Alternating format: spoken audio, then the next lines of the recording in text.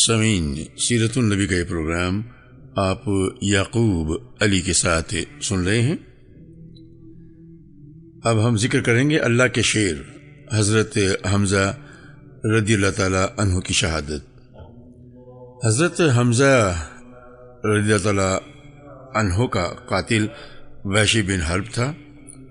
ہم ان کی شہادت کا واقعہ اس کی زبانی نقل کرتے ہیں۔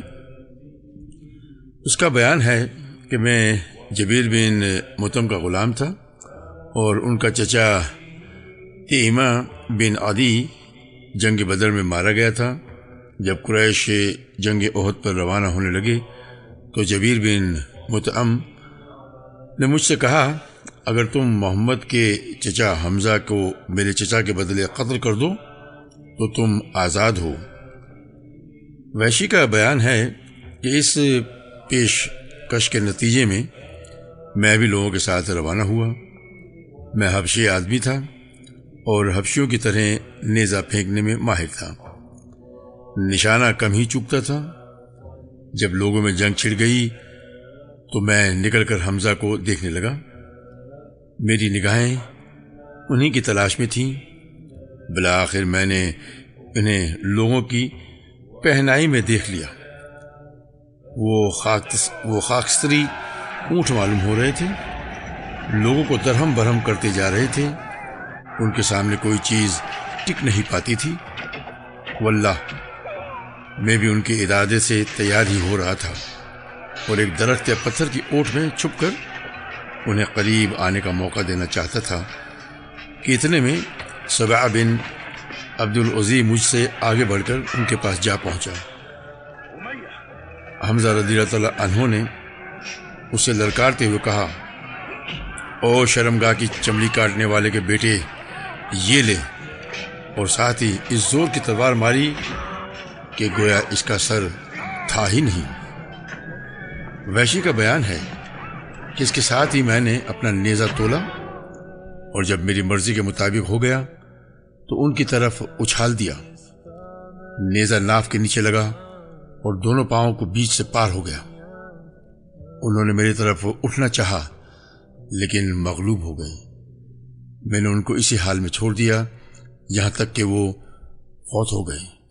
اس کے بعد میں نے ان کے پاس جا کر اپنا نیزہ نکال لیا اور لشکر میں واپس جا کر بیٹھ گیا۔ میرا کام ہو چکا تھا، مجھے ان کے سوا کسی اور سے سروکار نہ تھا۔ میں نے انہیں محض اس لیے قتل کیا تھا کہ آزاد ہو جاؤں گا۔ چنانچہ جب مکہ آیا تو مجھے آزادی مل گئی۔ مسلمانوں کی بالادستی۔ اللہ کے شیر اور رسول اللہ صلی اللہ علیہ وسلم کے شیر حضرت حمزہ رضی اللہ تعالیٰ عنہ کی شہادت کے نتیجے میں مسلمانوں کو جو سنگین خسارہ اور ناقابل تلافی نقصان پہنچا، اس کے باوجود جنگ میں مسلمانوں ہی کا پلہ بھاری رہا۔ حضرت ابو بکر و عمر، علی و زبیر، مصعب بن عمیر، طلحہ بن عبیداللہ، عبداللہ بن جہش، سعد بن معاذ، سعد بن عبادہ، سعد بن ربیع اور نضر بن انس وغیرہ، ہم نے ایسی پامردی اور جاں بازی سے لڑائی لڑی کہ مشرکین کے چھکے چھوٹ گئے، حوصلے ٹوٹ گئے، ان کی قوت بازو جواب دے گئی۔ عورت کی آغوش سے تلوار کی دھار پر۔ اور آئیے اب ذرا دیکھیں، انہی جاں فروش شہبازوں میں ایک اور بزرگ حضرت حنظلہ رضی اللہ تعالیٰ عنہ نظر آ رہے تھے، جو آج ایک نرالی شان سے میدان جنگ میں تشریف لائے۔ آپ اسی ابو عامر راہب کے بیٹے ہیں جسے بعد میں فاسق کے نام سے شہرت ملی اور جس کا ذکر ہم پچھلی پروگرام میں کر چکے ہیں۔ حضرت حنظلہ رضی اللہ تعالیٰ عنہ نے ابھی نئی شادی کی تھی۔ جنگ کی منادی ہوئی تو بیوی سے ہم آغوش تھے۔ آواز سنتے ہی آغوش سے نکل کر جہاد کے لیے رواں دواں ہو گئے، اور جب مشرکین کے ساتھ میدان کارزار گرم ہوا تو ان کی صفیں چیرتے پھاڑتے ان کے سپہ سالار ابو سفیان تک جا پہنچے اور قریب تھا کہ اس کا کام تمام کر دیتے، مگر اللہ نے خود ان کے لیے شہادت مقرر کر رکھی تھی۔ چنانچہ انہوں نے جو ہی ابو سفیان کو نشانے پر لے کر تلوار بلند کی، شداد بن اوس نے دیکھ لیا اور جھٹ حملہ کر دیا، جس سے خود حضرت حنظلہ رضی اللہ تعالیٰ عنہ شہید ہو گئے۔ تیر اندازوں کا کارنامہ۔ جبل رماتا پر جن تیر اندازوں کو رسول اللہ صلی اللہ علیہ وسلم نے متعین فرمایا تھا، انہوں نے بھی جنگ کی رفتار مسلمانوں کے موافق چلانے میں بڑا اہم رول ادا کیا۔ مکی شہ سواروں نے خالد بن ولید کی قیادت میں اور ابو عامر فاسق کی مدد سے اسلامی فوج کا بایاں بازو توڑ کر مسلمانوں کی پشت تک پہنچنے اور ان کی صفوں میں کھلبلی مچا کر بھرپور شکست سے دوچار کرنے کے لیے 3 بار پرزور حملے کیے، لیکن مسلمان تیر اندازوں نے انہیں اس طرح تیروں سے چھلنی کیا کہ ان کے تینوں حملے ناکام ہو گئے۔ مشرکین کی شکست۔ کچھ دیر تک اسی طرح شدید جنگ ہوتی رہی اور چھوٹا سا اسلامی لشکر رفتار جنگ پر پوری طرح مسلط رہا۔ بالآخر مشرکین کے حوصلے ٹوٹ گئے، ان کی صفیں دائیں بائیں آگے پیچھے سے بکھرنے لگیں، گویا 3000 مشرکین کو 700 نہیں بلکہ 30,000 مسلمانوں کا سامنا ہے۔ ادھر مسلمان تھے کہ ایمان و یقین اور جاں بازی و شجاعت کی نہایت بلند پایہ تصویر بنے، شمشیر و سنان کے جوہر دکھلا رہے تھے۔ جب قریش نے مسلمانوں کے تابڑتوڑ حملے روکنے کے لیے اپنی انتہائی طاقت صرف کرنے کے باوجود مجبوری و بے بسی محسوس کی اور ان کے حوصلے اس حد تک ٹوٹ گئے کہ ثواب کے قتل کے بعد کسی کو جرأت نہ ہوئی کہ سلسلہ جنگ جاری رکھنے کے لیے اپنے گرے ہوئے جھنڈے کے قریب جا کر اسے بلند کرے، تو انہوں نے پسپا ہونا شروع کر دیا اور فرار کی راہ اختیار کی، اور بدلہ و انتقام، سبحالی عزت و وقار اور واپسی مجد و شرف کی جو باتیں انہوں نے سوچ رکھی تھیں، انہیں یکسر بھول گئے۔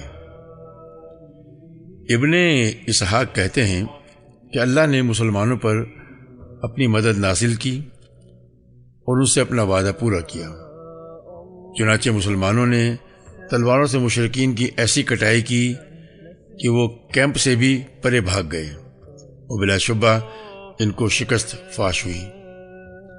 حضرت عبداللہ بن زبیر رضی اللہ تعالیٰ عنہ کا بیان ہے کہ ان کے والد نے فرمایا، واللہ میں نے دیکھا کہ ہند بنت عتبہ اور اس کی ساتھی عورتوں کی پنڈلیاں نظر آ رہی تھیں، وہ کپڑے اٹھائے بھاگی جا رہی ہیں، ان کی گرفتاری میں تھوڑا زیادہ کچھ بھی حائل نہیں۔ صحیح بخاری میں حضرت برا بن عازب رضی اللہ تعالیٰ عنہ کی روایت ہے کہ جب مشرکین سے ہماری ٹکر ہوئی تو مشرکین میں بھگدڑ مچ گئی، یہاں تک کہ میں نے عورتوں کو دیکھا کہ پنڈلیوں سے کپڑے اٹھائے پہاڑ میں تیزی سے بھاگ رہی تھیں، ان کی پازیب دکھائی دے رہی تھیں، اور اس بھگدڑ کے عالم میں مسلمان مشرکین پر تلوار چلاتے اور مال سمیٹتے ہوئے ان کا تعاقب کر رہے تھے۔ تیر اندازوں کی خوفناک غلطی۔ لیکن عین اس وقت جبکہ یہ مختصر اسلامی لشکر اہل مکہ کے خلاف تاریخ کے اوراق پر ایک شاندار فتح ثبت کر رہا تھا، جو اپنی تابناکی میں جنگ بدر کی فتح سے کس طرح کم نہ تھی، تیر اندازوں کی اکثریت نے ایک خوفناک غلطی کا ارتکاب کیا، جس کی وجہ سے جنگ کا پانسہ پلٹ گیا، مسلمانوں کو شدید نقصانات کا سامنا کرنا پڑا، اور خود نبی کریم صلی اللہ علیہ وسلم شہادت سے بال بال بچے۔ اور اس کی وجہ سے مسلمانوں کو وہ ساکھ اور وہ ہیبت جاتی رہی جو جنگ بدر کے نتیجے میں انہیں حاصل ہوئی تھی۔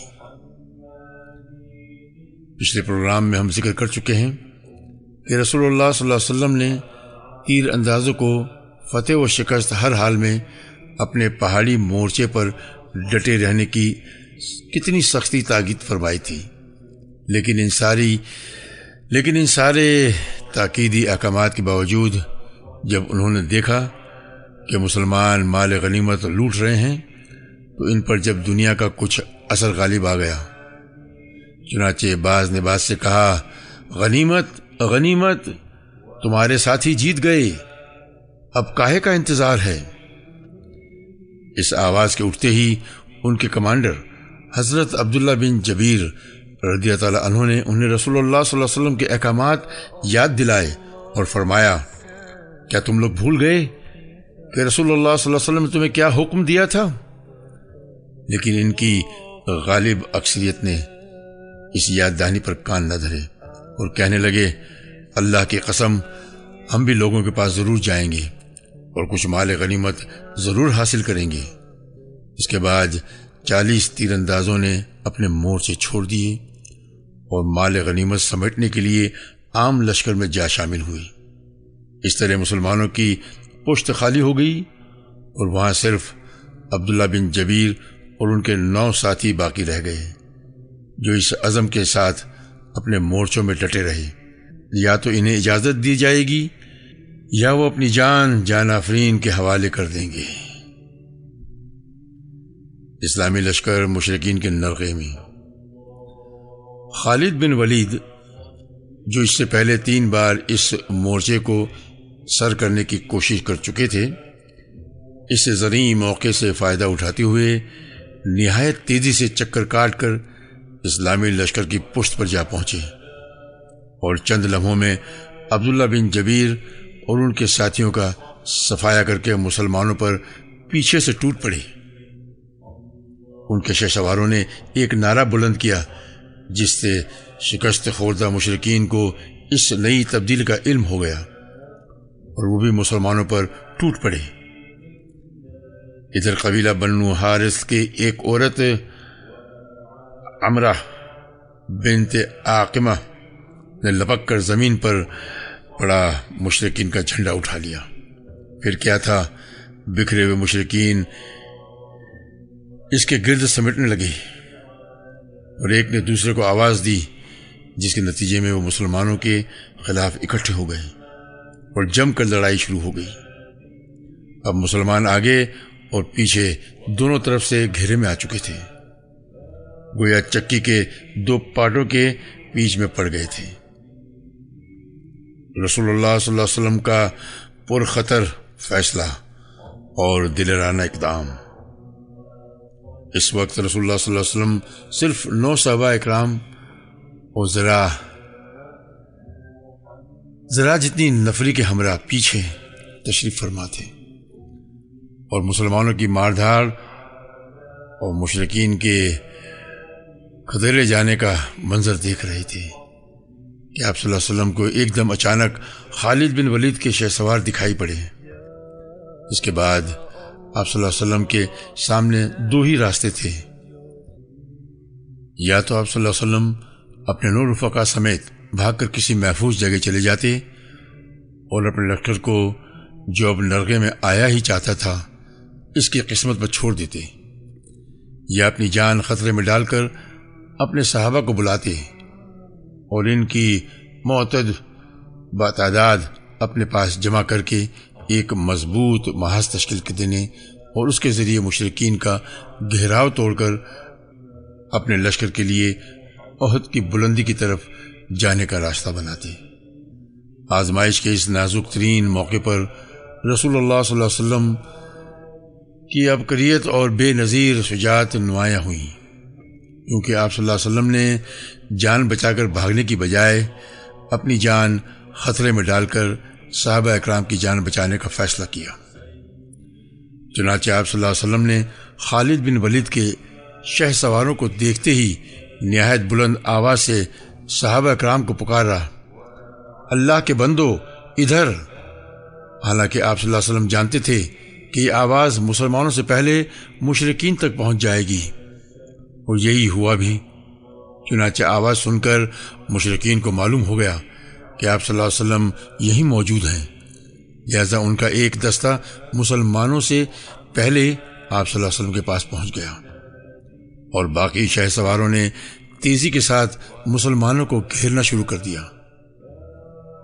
اب ہم دونوں کی تفصیلات الگ الگ ذکر کر رہے ہیں۔ مسلمانوں میں انتشار۔ جب مسلمان نرغے میں آ گئے تو ایک گروہ تو ہوش کو بیٹھا، اسے صرف اپنی جان کی پڑی تھی، چنانچہ اس نے میدان جنگ چھوڑ کر فرار کی راہ اختیار کی۔ اسے کچھ خبر نہ تھی کہ پیچھے کیا ہو رہا ہے۔ ان میں سے کچھ تو بھاگ کر مدینے میں جا گھسے اور کچھ پہاڑ کے اوپر چڑھ گئے۔ ایک اور گروہ پیچھے کی طرف پلٹا تو مشرکین کے ساتھ مخلوط ہو گیا۔ دونوں لشکر گڑبڑ ہو گئے اور ایک دوسرے کا پتہ نہ چل سکا، جس کے نتیجے میں خود مسلمانوں کے ہاتھوں بعض مسلمان مار ڈالے گئے۔ چنانچہ صحیح بخاری میں حضرت عائشہ رضی اللہ تعالی عنہا سے مروی ہے کہ احد کے روز پہلے مشرکین کو شکست فاس ہوئی، اس کے بعد ابلیس نے آواز لگائی کہ اللہ کے بندو پیچھے، اس پر اگلی صف پلٹی اور پچھلی صف سے گھٹ گئی۔ حذیفہ نے دیکھا کہ ان کے والد یمان پر حملہ ہو رہا ہے۔ وہ بولے، اللہ کے بندو میرے والد ہیں، لیکن اللہ کی قسم لوگوں نے ان سے ہاتھ نہ روکا، یہاں تک کہ انہیں مار ہی ڈالا۔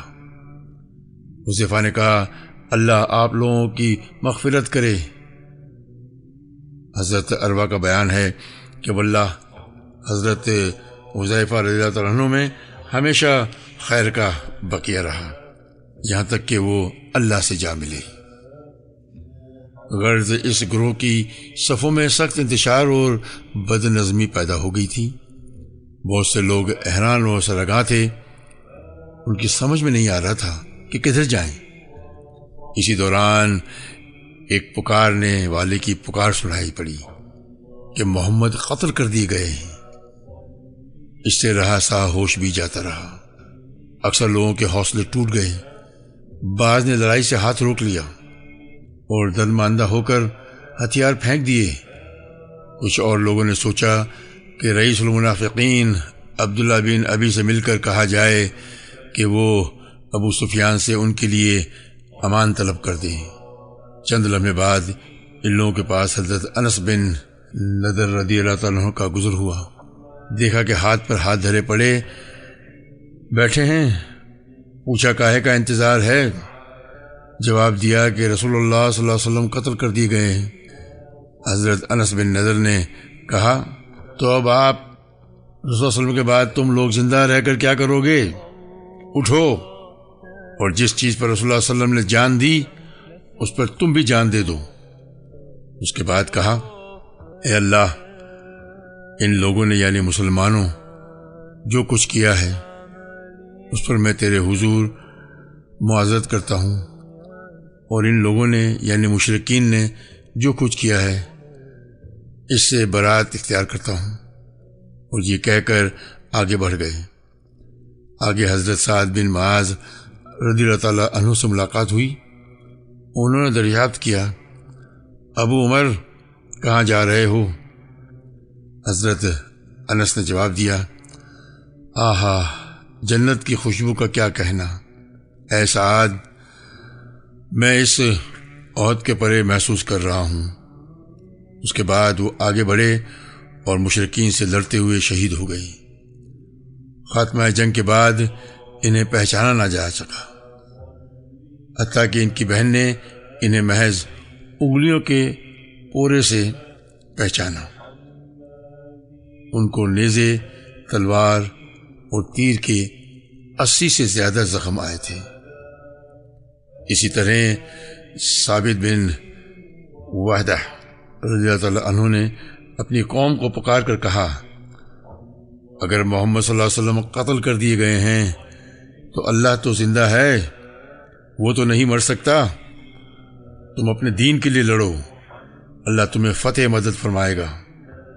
اس پر انصار کی ایک جماعت اٹھ پڑی اور حضرت ثابت نے ان کی مدد سے خالد کے رسالے پر حملہ کر دیا، اور لڑتے لڑتے حضرت خالد کے ہاتھوں نیزے سے شہید ہو گئے۔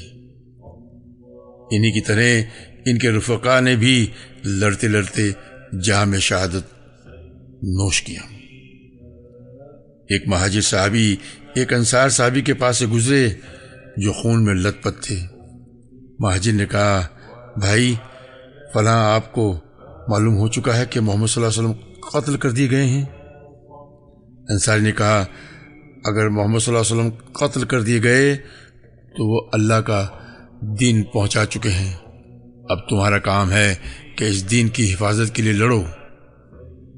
اس طرح کی حوصلہ افزا اور ولولہ انگیز باتوں سے اسلامی فوج کے حوصلے بحال ہو گئے اور ان کے ہوش و حواس اپنی جگہ آ گئے۔ چنانچہ اب انہوں نے ہتھیار ڈالنے یا ابن ابی سے مل کر طلب امان کی بات سوچنے کی بجائے ہتھیار اٹھا لیے اور مشرکین کے تند سیلاب سے ٹکرا کر ان کا گھیراؤ توڑنے میں اور مرکز قیادت تک راستہ بنانے کی کوشش میں مصروف ہو گئے۔ اسی دوران یہ بھی معلوم ہو گیا کہ رسول اللہ صلی اللہ علیہ وسلم کے قتل کی خبر محض جھوٹ اور گڑنت ہے۔ اس سے ان کی قوت اور بڑھ گئی اور ان کے حوصلے اور دلوں کو میں تازگی آ گئی۔ چنانچہ وہ ایک سخت اور خون ریز جنگ کے بعد گھیرا توڑ کر نرغے سے نکلنے اور ایک مضبوط مرکز کے گروہ جمع ہونے میں کامیاب ہو گئے۔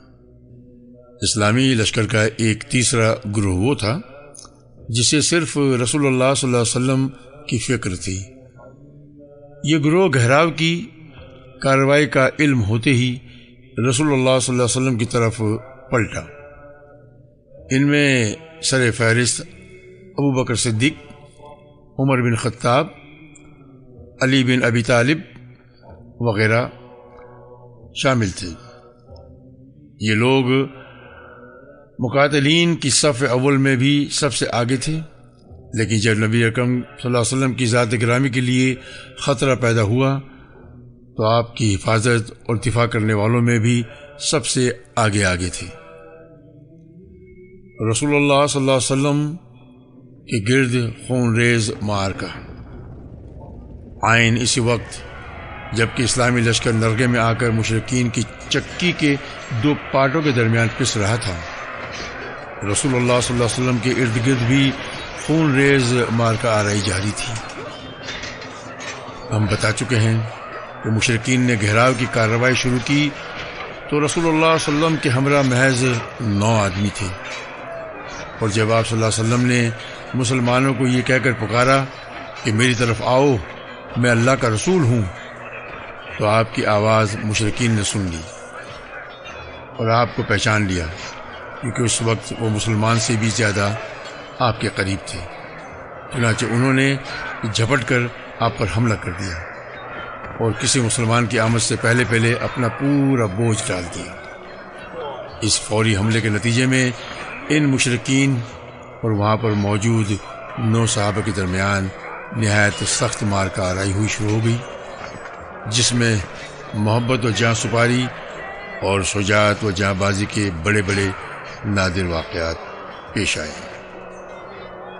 صحیح مسلم میں حضرت انس رضی اللہ تعالیٰ عنہ سے روایت ہے کہ احد کے روز رسول اللہ صلی اللہ علیہ وسلم 7 انصار اور 2 قریشی صحابہ کے ہمراہ الگ تھلگ رہ گئے تھے۔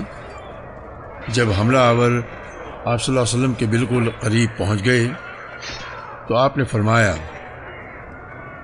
کون ہے جو انہیں ہم سے دفع کرے، اس کے لیے جنت ہے، یا یہ فرمایا کہ وہ جنت میں میرا رفیق ہوگا۔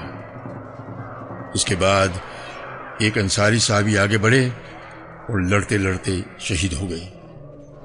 اس کے بعد پھر مشرکین آپ صلی اللہ علیہ وسلم کے بالکل قریب آ گئے اور پھر یہی ہوا۔ اس طرح باری باری 7 انصاری صحابی شہید ہو گئے۔ اس پر رسول اللہ صلی اللہ علیہ وسلم نے فرمایا، اپنے دو باقی ماندہ ساتھیوں سے یعنی قریشیوں سے، ہم نے اپنے ساتھیوں سے انصاف نہیں کیا۔ ان ساتوں میں سے آخری صحابی حضرت امارتہ بن یزید بن الاسکن رضی اللہ تعالی عنہ تھے۔ وہ لڑتے رہے یہاں تک کہ زخموں سے چور ہو کر گر پڑے۔ ابن السکن رضی اللہ تعالیٰ عنہ کے گرنے کے بعد رسول اللہ صلی اللہ علیہ وسلم کے ہمراہ صرف دونوں قریشی صحابی رہ گئے تھے۔ چنانچہ صحیحین میں ابو عثمان رضی اللہ تعالیٰ عنہ کا بیان مروی ہے کہ جن ایام میں آپ صلی اللہ علیہ وسلم نے مورکہ آرائیاں کیں، ان میں سے ایک لڑائی میں آپ صلی اللہ علیہ وسلم کے ساتھ طلحہ بن عبید اللہ اور سعد بن ابی وقاص کے سوا کوئی نہ رہ گیا تھا،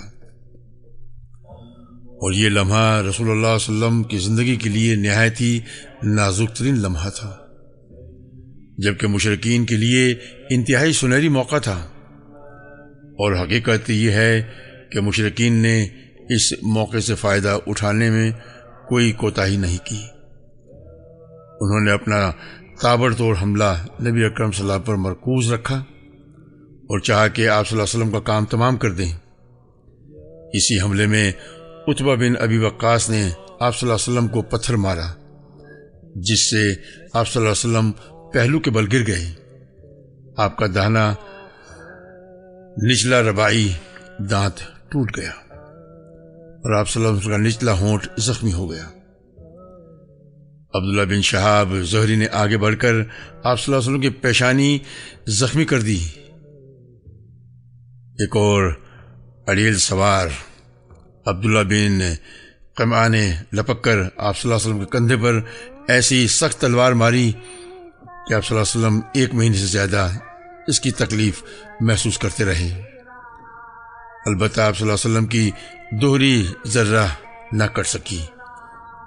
اس کے بعد اس نے پہلے ہی کی طرح پھر ایک زوردار تلوار ماری جو آنکھ سے نیچے کی ابری ہوئی ہڈی پر لگی، اور اس کی وجہ سے خود کی 2 کڑیاں چہرے کے اندر دھس گئیں۔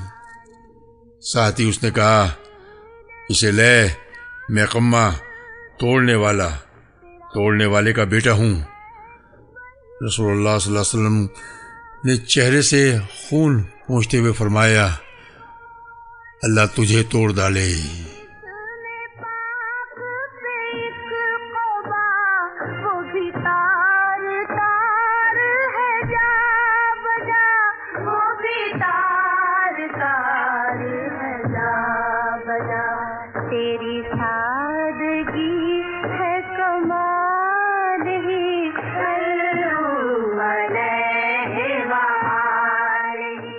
صحیح بخاری میں مروی ہے کہ آپ صلی اللہ علیہ وسلم کا رباعی دانت توڑ دیا گیا اور سر زخمی کر دیا گیا۔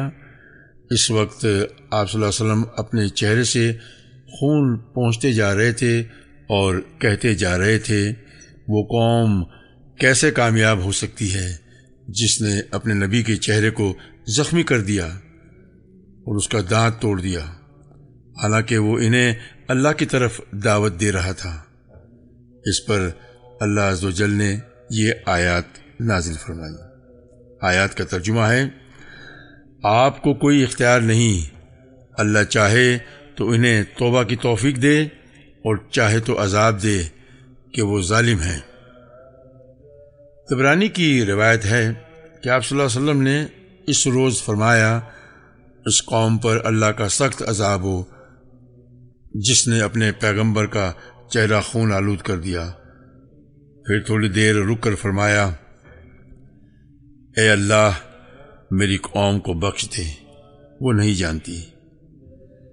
صحیح مسلم کی روایت میں بھی یہی ہے کہ آپ بار بار کہہ رہے تھے، اے اللہ میری قوم کو بخش دے، وہ نہیں جانتی۔ قاضی عیاض کی شفا میں یہ الفاظ ہیں، اے اللہ میری قوم کو ہدایت دے، وہ نہیں جانتی۔ اس میں شبہ نہیں کہ مشرکین آپ صلی اللہ علیہ وسلم کا کام تمام کر دینا چاہتے تھے، مگر دونوں قریشی صحابہ یعنی حضرت سعد بن ابی وقاص اور طلحہ بن عبید اللہ رضی اللہ عنہما نے نادر وجوہ جاں بازی اور بے مثال بہادری سے کام لے کر صرف دو ہوتے ہوئے مشرکین کی کامیابی ناممکن بنا دی۔ یہ دونوں عرب کے ماہر ترین تیر انداز تھے۔ انہوں نے تیر مار مار کر مشرکین حملہ آوروں کو رسول اللہ صلی اللہ علیہ وسلم سے پرے رکھا۔ جہاں تک سعد بن ابی وقاص کا تعلق ہے تو رسول اللہ صلی اللہ علیہ وسلم نے اپنے ترکش کے سارے تیر ان کے لیے بکھیر دیے اور فرمایا، چلاؤ، تم پر میرے ماں باپ فدا ہوں۔ ان کی صلاحیت کا اندازہ اس سے لگایا جا سکتا ہے کہ رسول اللہ صلی اللہ علیہ وسلم نے ان کے سوا کسی اور کے لیے ماں باپ کے فدا ہونے کی بات نہیں کی۔ اور جہاں تک حضرت طلحہ رضی اللہ تعالیٰ عنہ کا تعلق ہے تو ان کے کارنامے کا اندازہ نسائی کی ایک روایت سے لگایا جا سکتا ہے، جس میں حضرت جابر رضی اللہ تعالیٰ عنہ نے رسول اللہ صلی اللہ علیہ وسلم پر مشرکین کے اس وقت کے حملے کا ذکر کیا جب آپ صلی اللہ علیہ وسلم انصار کی ذرا جتنی نفری کے ہمراہ تشریف فرما تھے۔ حضرت جابر کا بیان ہے کہ مشرکین نے رسول اللہ صلی اللہ علیہ وسلم کو جا لیا تو آپ نے فرمایا، کون ہے جو ان سے نپٹے؟ حضرت طلحہ رضی اللہ عنہ نے کہا، میں۔ اس کے بعد حضرت جابر رضی اللہ عنہ انصار کے آگے بڑھے اور ایک ایک کر کے شہید ہونے کی تفصیل ذکر کی ہے، جسے ہم صحیح مسلم کے حوالے سے بیان کر چکے ہیں۔ حضرت جابر رضی اللہ تعالیٰ عنہ فرماتے ہیں کہ جب یہ سب شہید ہو گئے تو حضرت طلحہ آگے بڑھے اور 11 آدمیوں کے برابر تنہا لڑائی کی، یہاں تک کہ ان کے ہاتھ پر تلوار کی ایک ایسی ضرب لگی جس سے ان کی انگلیاں کٹ گئیں۔ اس پر ان کے منہ سے آواز نکلی، ہش! رسول اللہ صلی اللہ علیہ وسلم نے فرمایا، اگر تم بسم اللہ کہتے تو تمہیں فرشتے اٹھا لیتے اور لوگ دیکھتے۔ حضرت جابر رضی اللہ عنہ کا بیان ہے کہ پھر اللہ نے مشرکین کو پلٹا دیا۔ عقیل نے حاکم سے روایت کی ہے، انہیں احد کے روز اتنا میرا خیال ہے 39 یا 35 زخم آئے اور ان کی بچلی اور شہادت کی انگلیاں جو تھیں وہ شل ہو گئیں۔ امام بخاری نے قیس بن ابی حازم سے روایت کی ہے کہ انہوں نے کہا، میں نے حضرت طلحہ کا ہاتھ دیکھا کہ وہ شل تھا۔ اس سے احد کے دن انہوں نے نبی اکرم صلی اللہ علیہ وسلم کو بچایا تھا۔ ترمذی کی روایت ہے کہ رسول اللہ صلی اللہ علیہ وسلم نے ان کے بارے میں اس روز فرمایا، جو شخص کسی شہید کو روئے زمین پر چلتا ہوا دیکھنا چاہے وہ طلحہ بن عبید اللہ رضی اللہ تعالیٰ عنہ کو دیکھ لے۔ اور ابو داود اور طیالسی نے حضرت عائشہ رضی اللہ تعالیٰ عنہا سے روایت کی ہے کہ ابو بکر جب جنگ احد کا تذکرہ فرماتے تو کہتے کہ یہ جنگ کل کی کل طلحہ کے لیے تھی، یعنی اس میں نبی اکرم صلی اللہ علیہ وسلم کے تحفظ کا اصل کارنامہ انہوں نے انجام دیا تھا۔ حضرت ابوبکر رضی اللہ تعالیٰ عنہ نے ان کے بارے میں یہ بھی کہا، اے طلحہ بن عبید اللہ، تمہارے لیے جنتیں واجب ہو گئیں اور تم نے اپنے یہاں حور عین کا ٹھکانہ بنا لیا۔ اسی نازک ترین لمحے اور مشکل ترین وقت میں اللہ نے غیب سے اپنی مدد نازل فرمائی۔ چنانچہ صحیحین میں حضرت سعد رضی اللہ تعالیٰ عنہ کا بیان ہے، کہ میں نے رسول اللہ صلی اللہ علیہ وسلم کو احد کے روز دیکھا۔ آپ کے ساتھ 2 آدمی تھے سفید کپڑے پہنے ہوئے۔ یہ دونوں آپ صلی اللہ علیہ وسلم کی طرف سے انتہائی زوردار لڑائی لڑ رہے تھے۔ میں نے اس سے پہلے اور اس کے بعد ان دونوں کو کبھی نہیں دیکھا۔ ایک اور روایت میں ہے کہ یہ دونوں حضرت جبرائیل اور حضرت میکائیل علیہ السلام تھے۔ رسول اللہ صلی اللہ علیہ وسلم کے پاس صحابہ کے اکٹھا ہونے کی ابتدا۔ یہ سارا حادثہ چند لمحات کے اندر بالکل اچانک اور نہایت تیز رفتاری سے پیش آ گیا، ورنہ نبی اکرم صلی اللہ علیہ وسلم کے منتخب صحابہ اکرام جو لڑائی کے دوران صف اول میں تھے، جنگ کی صورتحال بدلتے ہی یا نبی کی آواز سنتے ہی آپ کی طرف بے تحاشا دوڑ کر آئے کہ کہیں آپ صلی اللہ علیہ وسلم کو کوئی ناگوار حادثہ پیش نہ آ جائے۔ مگر یہ لوگ پہنچے تو رسول اللہ صلی اللہ علیہ وسلم زخمی ہو چکے تھے۔ 6 انصاری شہید ہو چکے تھے، 7ویں زخمی ہو کر گر چکے تھے، اور سعد اور حضرت طلحہ جان توڑ کر مدافعت کر رہے تھے۔ ان لوگوں نے پہنچتے ہی اپنے جسموں اور ہتھیاروں سے نبی اکرم صلی اللہ علیہ وسلم کے گرد ایک باڑ تیار کر دی اور دشمن کے تابڑتوڑ حملے روکنے میں انتہائی بہادری سے کام لیا۔ لڑائی کی سب سے آپ صلی اللہ علیہ وسلم کے پاس پلٹ کر آنے والے سب سے پہلے صحابی آپ صلی اللہ علیہ وسلم کے یار غار حضرت ابو بکر صدیق رضی اللہ تعالی عنہ تھے۔ ابن حبان نے اپنی صحیح میں حضرت عائشہ رضی اللہ تعالی عنہا سے روایت کی ہے کہ ابو بکر نے فرمایا، احد کے دن سارے لوگ نبی اکرم صلی اللہ علیہ وسلم سے پلٹ گئے تھے، یعنی محافظین کے سوا تمام صحابہ آپ صلی اللہ علیہ وسلم کو آپ کی قیام گاہ میں چھوڑ کر لڑائی کے لیے اگلی صفوں میں چلے گئے تھے۔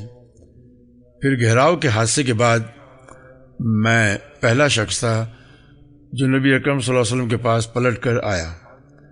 دیکھا تو آپ کے سامنے ایک آدمی تھا جو آپ کی طرف سے لڑ رہا تھا اور آپ کو بچا رہا تھا۔ میں نے جی ہی جی میں کہا، تم طلحہ ہو؟ تم پر میرے ماں باپ فدا ہوں۔ تم طلحہ ہو؟ تم پر میرے ماں باپ فدا ہوں۔ چونکہ مجھ سے یہ لمحہ فوت ہو گیا تھا، اس لیے میں نے کہا کہ میری قوم کا ایک آدمی ہو تو یہ زیادہ پسندیدہ بات ہے۔ اتنے میں ابو عبیدہ بن جراح میرے پاس آ گئے۔ وہ اس طرح دوڑ رہے تھے گویا چڑیا اڑ رہی ہو، یہاں تک کہ مجھ سے آ ملے۔ اب ہم دونوں نبی اکرم صلی اللہ علیہ وسلم کی طرف دوڑے۔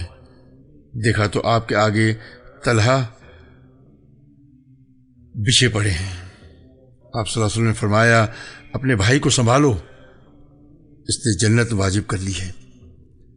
حضرت ابوبکر رضی اللہ عنہ کا بیان ہے کہ جب ہم پہنچے تو نبی اکرم صلی اللہ علیہ وسلم کا چہرہ مبارک زخمی ہو چکا تھا اور خود کی 2 کڑیاں آنکھ کے نیچے اور رخسار میں دھس چکی تھی۔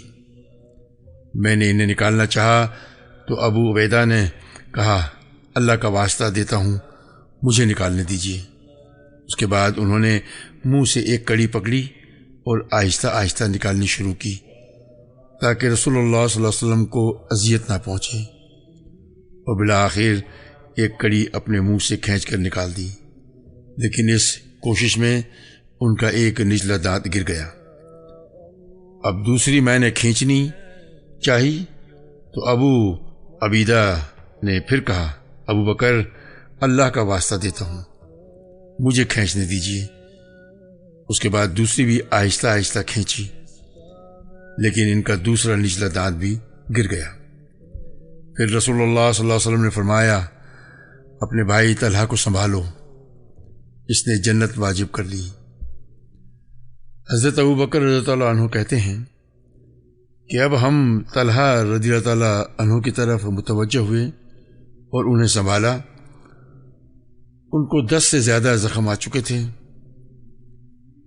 تہذیب و تاریخ دمشق میں ہے کہ ہم ان کے پاس بعض گڑھوں میں آئے تو کیا دیکھتے ہیں کہ انہیں نیزے، تیر اور تلوار کے کم و بیش 60 زخم لگے ہوئے تھے اور ان کی انگلی کٹ گئی تھی۔ ہم نے کس قدر ان کا حال درست کیا۔ اس سے بھی اندازہ ہوتا ہے کہ حضرت طلحہ رضی اللہ عنہ نے اس دن دفاع و قتال میں کیسی جاں بازی اور بے جگری سے کام لیا تھا۔ پھر انہی نازک ترین لمحات کے دوران رسول اللہ صلی اللہ علیہ وسلم کے گرد جاں باز صحابہ کی ایک جماعت بھی آن پہنچی، جن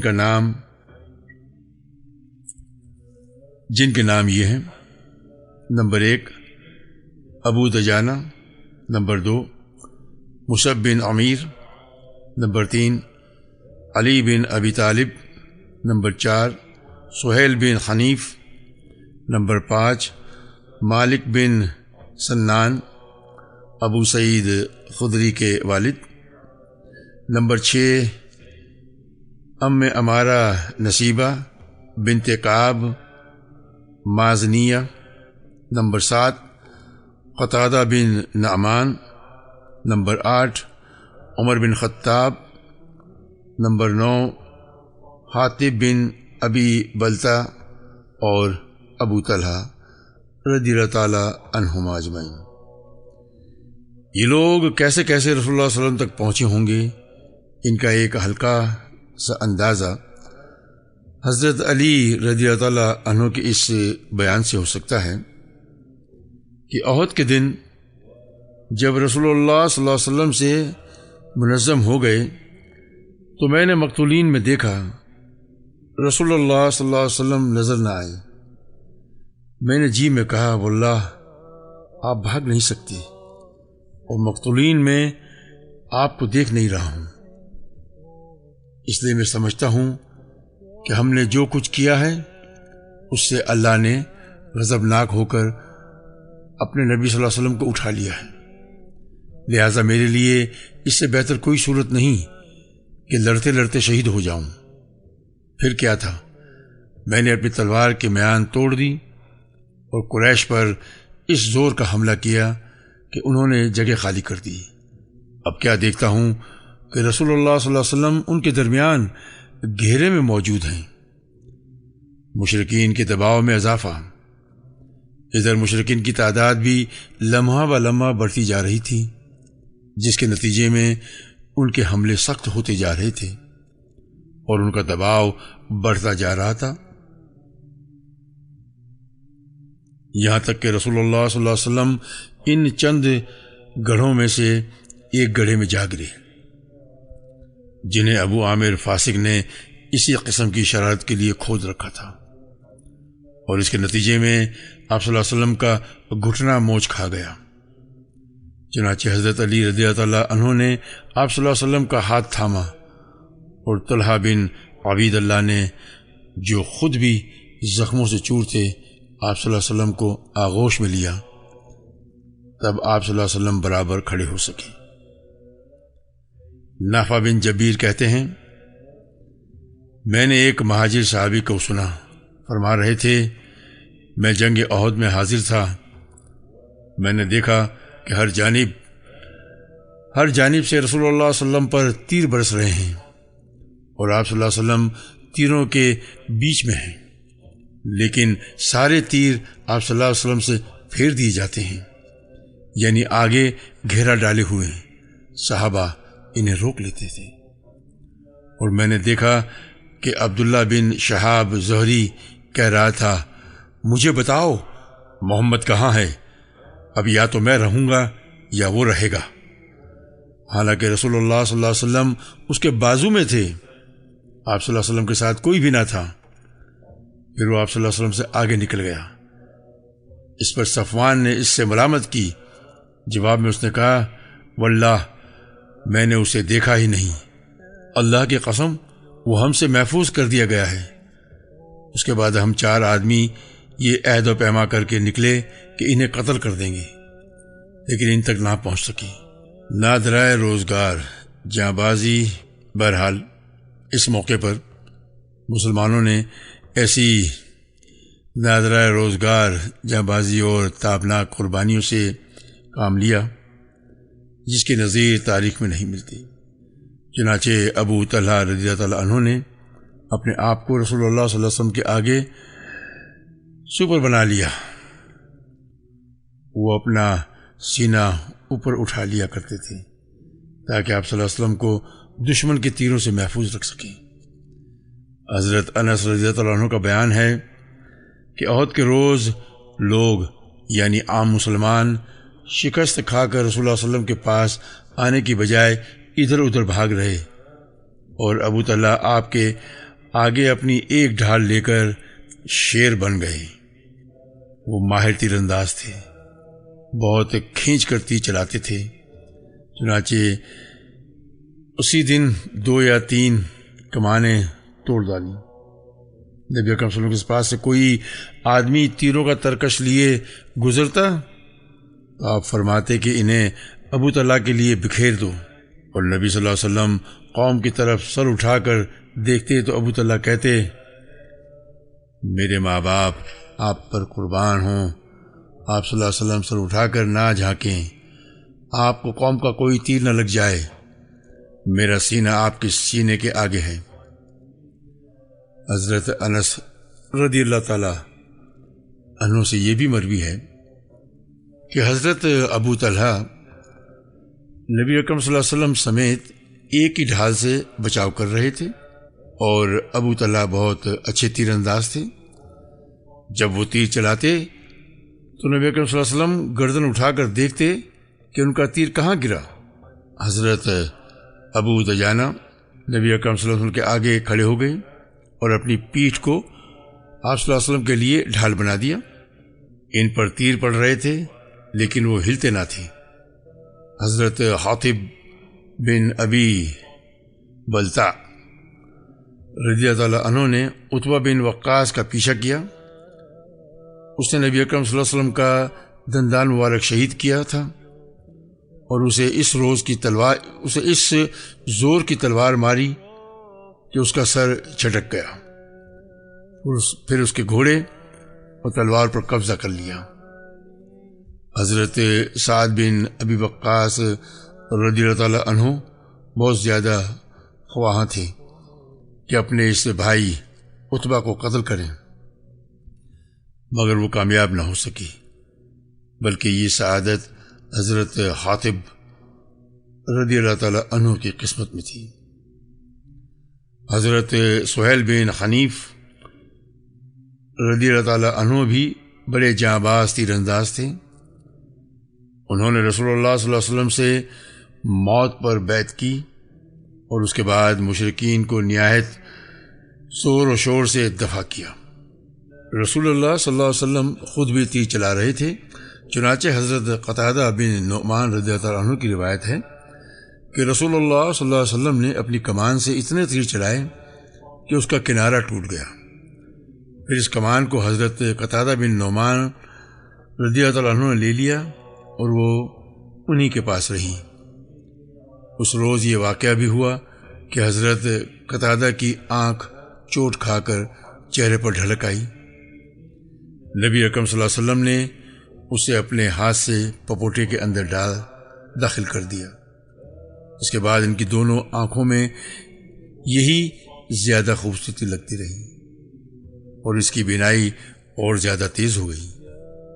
حضرت عبد الرحمن بن عوف رضی اللہ عنہ نے لڑتے لڑتے منہ میں چوٹ کھائی، جس سے ان کا سامنے کا دانت ٹوٹ گیا، اور انہیں 20 سے زیادہ زخم آئے، جن میں سے بعض زخم پاؤں میں لگے اور وہ لنگڑے ہو گئے۔ ابو سعید خدری رضی اللہ عنہ کے والد مالک بن سنان نے رسول اللہ صلی اللہ علیہ وسلم کے چہرے سے خون چوس کر صاف کیا۔ آپ صلی اللہ علیہ وسلم نے فرمایا، اسے تھوک دو۔ انہوں نے کہا، واللہ اسے تو میں ہرگز نہ تھوکوں گا۔ اس کے بعد پلٹ کر لڑنے لگے۔ رسول اللہ صلی اللہ علیہ وسلم نے فرمایا، جو شخص کسی جنتی آدمی کو دیکھنا چاہتا ہے وہ انہیں دیکھے۔ اس کے بعد وہ لڑتے لڑتے شہید ہو گئے۔ ایک نادر کارنامہ خاتون صحابیہ حضرت ام امارہ نصیبہ بنت کعب رضی اللہ تعالی عنہا نے انجام دیا۔ وہ چند مسلمانوں کے درمیان لڑتی ہوئی ابن قمہ کے سامنے اڑ گئیں۔ ابن قمہ نے ان کے کندھے پر ایسی تلوار ماری کہ گہرا زخم ہو گیا۔ انہوں نے بھی ابن قمہ کو اپنی تلوار کی کئی ضرب لگائیں، لیکن کم وقت 2 زرہین پہنے ہوئے تھا، اس لیے بچ گیا۔ حضرت ام امارہ نے لڑتے بھڑتے 12 زخم کھائے۔ حضرت مصعب بن عمیر رضی اللہ تعالی عنہ بھی انتہائی پامروی و جاں بازی سے لڑتے رہے۔ وہ رسول اللہ صلی اللہ علیہ وسلم سے ابن قمہ کے اور اس کے ساتھیوں کے پے در پہ حملوں کا دفاع کر رہے تھے۔ انہی کے ہاتھ میں اسلامی لشکر کا پھریرہ تھا۔ ظالموں نے ان کے داہنے ہاتھ پر ایک زور کی تلوار ماری کہ ہاتھ کٹ گیا۔ اس کے بعد انہوں نے بائیں ہاتھ میں جھنڈا پکڑ لیا اور کفار کے مد مقابل ڈٹے رہے۔ بالآخر ان کا بایاں ہاتھ بھی کاٹ دیا گیا۔ اس کے بعد انہوں نے جھنڈے پر گھٹنے ٹیک کر اسے سینے اور گردن کے سہارے لہرائے رکھا اور اسی حالت میں جام شہادت نوش فرمایا۔ ان کا قاتل ابن قمہ تھا۔ وہ سمجھ رہا تھا کہ یہ محمد ہیں، کیونکہ مصعب بن عمیر رضی اللہ عنہ آپ صلی اللہ علیہ وسلم کے ہم شکل تھے۔ چنانچہ وہ حضرت مصعب کو شہید کر کے مشرکین کی طرف واپس چلا گیا اور چلا چلا کر اعلان کیا کہ محمد قتل کر دیے گئے۔ نبی اکرم صلی اللہ علیہ وسلم کی شہادت کی خبر اور مورکر پر اس کا اثر۔ اس اعلان سے نبی اکرم صلی اللہ علیہ وسلم کی شہادت کی خبر مسلمانوں اور مشرکین دونوں میں پھیل گئی، اور یہی وہ نازک ترین لمحہ تھا جس میں رسول اللہ صلی اللہ علیہ وسلم الگ تھلگ نرغے کے اندر آئے ہوئے بہت سے صحابہ اکرام کے حوصلے ٹوٹ گئے، ان کے عزائم سرد پڑ گئے اور ان کی صفیں اتھل پتھل اور بد نظمی و انتشار کا شکار ہو گئی۔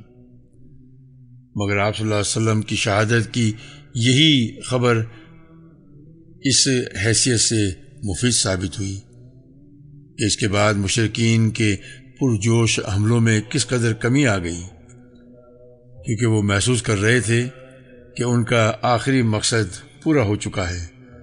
چنانچہ اب بہت سے مشرکین نے حملہ بند کر کے مسلمان شہداء کی لاشوں کا مسئلہ کرنا شروع کر دیا تھا، یعنی ان کی لاشوں کو کاٹ پیٹ رہے تھے۔ رسول اللہ صلی اللہ علیہ وسلم کی پہم مورکہ آرائی اور حالات پر قابو۔ حضرت مصعب بن عمیر رضی اللہ تعالی عنہ کی شہادت کے بعد رسول اللہ صلی اللہ علیہ وسلم نے جھنڈا حضرت علی بن ابی طالب رضی اللہ تعالی عنہ کو دیا۔ انہوں نے جم کر لڑائی کی۔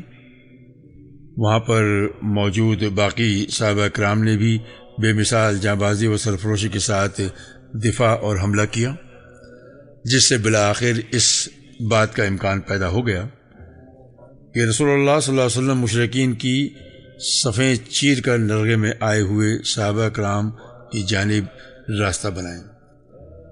چنانچہ آپ صلی اللہ علیہ وسلم نے قدم آگے بڑھایا اور صحابہ اکرام کی جانب تشریف لائے۔ سب سے پہلے حضرت کعب بن مالک رضی اللہ عنہ نے آپ صلی اللہ علیہ وسلم کو پہچانا، خوشی سے چیخ پڑے کہ مسلمانوں خوش ہو جاؤ، یہ ہیں رسول اللہ صلی اللہ علیہ وسلم۔ آپ نے ارشاد فرمایا کہ خاموش رہو تاکہ مشرکین کو آپ کی موجودگی اور مقام موجودگی کا پتہ نہ لگ جائے۔ مگر ان کی آواز مسلمانوں کے کان تک پہنچ چکی تھی۔ چنانچہ مسلمان آپ کی پناہ میں آنا شروع ہو گئے اور رفتہ رفتہ تقریباً 30 صحابہ جمع ہو گئے۔ جب اتنی تعداد جمع ہو گئی تو رسول اللہ صلی اللہ علیہ وسلم نے پہاڑ کی گھاٹی یعنی کیمپ کی طرف ہٹنا شروع کیا، مگر چونکہ اس واپسی کے معنی یہ تھے کہ مشرکین نے مسلمانوں کو نرغے میں لینے کی جو کارروائی کی تھی وہ بے نتیجہ رہ جائے، اس لیے مشرکین نے اس واپسی کو ناکام بنانے کے لیے اپنا تابڑ توڑ حملہ جاری رکھا، مگر آپ صلی اللہ علیہ وسلم نے ان حملہ آوروں کا ہجوم چیر کر راستہ بنا ہی لیا اور شہران اسلام کی شجاعت و شاہ زوری کے سامنے ان کی ایک نہ چلی۔ چنانچہ اسی اثنا میں مشرکین کا ایک اڑیل شہ سوار عثمان بن عبید اللہ بن مغیرہ یہ کہتے ہوئے رسول اللہ صلی اللہ علیہ وسلم کی جانب بڑھا کہ یا تو میں رہوں گا یا وہ رہے گا۔ ادھر رسول اللہ صلی اللہ علیہ وسلم بھی دو ہاتھ کرنے کے لیے ٹھہر گئے، مگر مقابلے کی نوبت نہ آئی، چونکہ اس کا گھوڑا ایک گڑھے میں گر گیا اور اتنے میں حارث بن سما نے اس کے پاس پہنچ کر اسے للکارا اور اس کے پاؤں پر ایک زور کی تلوار ماری کہ وہ وہیں بٹھا دیا، پھر اس کا کام تمام کر کے اس کا ہتھیار لے لیا اور رسول اللہ صلی اللہ علیہ وسلم کی خدمت میں آ گئے، مگر اتنے میں مکی فوج کے ایک دوسرے سوار عبداللہ بن جابر رضی اللہ عنہ نے پلٹ کر حضرت حارثہ بن سما پر حملہ کر دیا اور ان کے کندھے پر تلوار مار کر زخمی کر دیا، مگر مسلمانوں نے لپک کر انہیں اٹھا لیا اور ادھر خطرات سے کھیلنے والے مرد مجاہد حضرت ابو دجانہ رضی اللہ تعالیٰ عنہ جنہوں نے آج سرخ پٹی باندھ رکھی تھی عبداللہ بن جابر پر ٹوٹ پڑے اور ایسے ہی تلوار ماری کہ اس کا سر اڑ گیا۔ کرشمہ قدرت دیکھیے کہ اسی خونریزی مار دھاڑ کے دوران مسلمانوں کو نیند کی جھپکیاں بھی آ رہی تھیں، اور جیسا کہ قرآن نے بتلایا ہے یہ اللہ کی طرف سے امن و طمانینت تھی۔ ابو طلحہ رضی اللہ تعالیٰ عنہ کا بیان ہے کہ میں بھی ان لوگوں میں تھا جس پر عہد کے روز نیند چھا رہی تھی، یہاں تک کہ میرے ہاتھ سے کئی بار تلوار گر گئی۔ حالت یہ تھی کہ وہ گرتی تھی اور میں پکڑتا تھا، پھر گرتی تھی اور پھر پکڑتا تھا۔ خلاصہ یہ کہ اسی طرح کی جاں بازی و جاں سپاری کے ساتھ یہ دستہ منظم طور سے پیچھے ہٹتا ہوا پہاڑ کی گھاٹی میں واقع کیمپ پہنچا اور بقیہ لشکر کے لیے بھی اس محفوظ مقام تک پہنچنے کا راستہ بنا دیا۔ چنانچہ باقی ماندہ لشکر بھی اب آپ صلی اللہ علیہ وسلم کے پاس آ گیا اور خالد کی فوجی عبقریت رسول اللہ صلی اللہ علیہ وسلم کی فوجی عبقریت کے سامنے ناکام ہو گئی۔ ابی بن خلف کا قتل۔ ابن اسحاق کا بیان ہے کہ رسول اللہ صلی اللہ علیہ وسلم گھاٹی میں تشریف لا چکے تو ابی بن خلف یہ کہتا ہوا آیا کہ محمد کہاں ہے، یا تو میں رہوں گا یا وہ رہیں گے۔ صحابہ اکرام نے کہا یا رسول اللہ صلی اللہ علیہ وسلم، ہم میں سے کوئی اس پر حملہ کرے؟ رسول اللہ صلی اللہ علیہ وسلم نے فرمایا اسے آنے دو۔ جب قریب آیا تو رسول اللہ صلی اللہ علیہ وسلم نے حارث بن سما رضی اللہ عنہ سے ایک چھوٹا سا نیزہ لیا اور لینے کے بعد جھٹکا دیا، تو اس طرح لوگ ادھر ادھر اڑ گئے جیسے اونٹ اپنے بدن کو جھٹکا دیتا ہے تو مکھیاں اڑ جاتی ہیں۔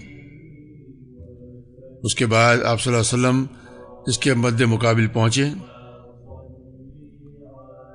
اس کی خود اور ذرے کے درمیان یعنی حلق کے پاس تھوڑی سی جگہ جو تھی وہ کھلی دکھائی پڑی۔ آپ صلی اللہ علیہ وسلم نے اس پر ٹکا کر ایسا نیزہ مارا کہ وہ گھوڑے سے کئی بار لڑک کر گر گیا۔ جب قریش کے پاس گیا درا حالانکہ گردن میں کوئی اس کے بڑی خراش بھی نہ آئی تھی، البتہ خون بھی بند تھا اور بہتا نہ تھا۔ کہنے لگا، مجھے واللہ محمد نے قتل کر دیا۔ لوگوں نے کہا، اللہ کی قسم تمہارا دل چلا گیا ہے، ورنہ تمہیں بھلا کوئی خاص چوٹ نہیں آئی؟ اس نے کہا، وہ مکے میں مجھ سے کہہ چکا تھا کہ میں تمہیں قتل کروں گا، اس لیے اللہ کی قسم اگر وہ مجھ پر تھوک دیتا تو بھی میری جان چلی جاتی۔ بالآخر اللہ کا یہ دشمن مکہ واپس پہنچتے ہوئی مقام صرف پہنچ کر مر گیا۔ ابو الاسود نے حضرت عروہ رضی اللہ عنہ سے روایت کی ہے کہ یہ بیل کی طرح آواز نکالتا تھا اور کہتا تھا، اس ذات کی قسم جس کے ہاتھ میں میری جان ہے، جو تکلیف مجھے ہے اگر وہ ذل مجاز کے سارے باشندوں کو ہوتی تو وہ سب کے سب مر جاتے۔ حضرت طلحہ رضی اللہ عنہ نبی اکرم صلی اللہ علیہ وسلم کو اٹھاتے ہیں۔ پہاڑ کی طرف نبی اکرم کی واپسی کے دوران ایک چٹان پڑ گئی۔ آپ صلی اللہ علیہ وسلم نے اس پر چڑھنے کی کوشش کی مگر چڑھ نہ سکے، کیونکہ ایک تو آپ کا بدن بھاری ہو چکا تھا، دوسرے آپ صلی اللہ علیہ وسلم نے دوری زرہین پہن رکھی تھی، اور پھر آپ صلی اللہ علیہ وسلم کو سخت چوٹیں بھی آئی تھیں۔ لہذا حضرت طلحہ بن عبید اللہ رضی اللہ تعالیٰ عنہ نیچے بیٹھ گئے اور آپ صلی اللہ علیہ وسلم کو سوار کر کے کھڑے ہو گئے۔ اس طرح آپ صلی اللہ علیہ وسلم چٹان پر پہنچ گئے۔ آپ صلی اللہ علیہ وسلم نے فرمایا، طلحہ نے جنت واجب کر لی۔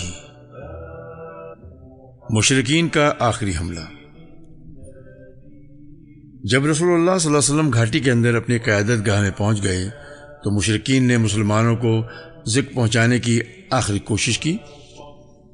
ابن اسحاق کا بیان ہے کہ اسی اثنا میں کہ رسول اللہ صلی اللہ علیہ وسلم گھاٹی کے اندر تشریف فرما تھے، ابو سفیان اور خالد بن ولید کی قیادت میں مشرکین کا ایک دستہ چڑھ آیا۔